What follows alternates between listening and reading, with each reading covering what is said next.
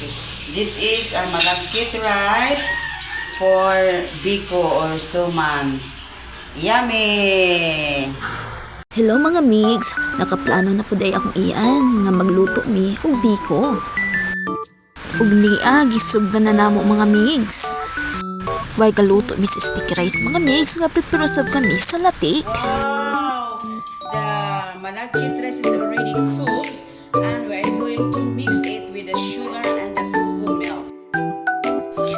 Okay naman ang sticky rice ug ang latik mga migs. Nan ato na sab kining i-mix mga migs. Ug samtang naghalo ko sa sticky rice ug latik mga migs, sila ni uncle, auntie ug sila ni mama nagkalingaw usab og tabi. Unsaon man gud, talagsaon ra man gud ni sila magkita mga migs. Muna kung magkakita sila, lingaw intawon kay ni sila ug magsipagtabianay, magsigig kinumidyahanay. Ug niya nahuman na ginatog mix ang latik ug ang sticky rice mga migs.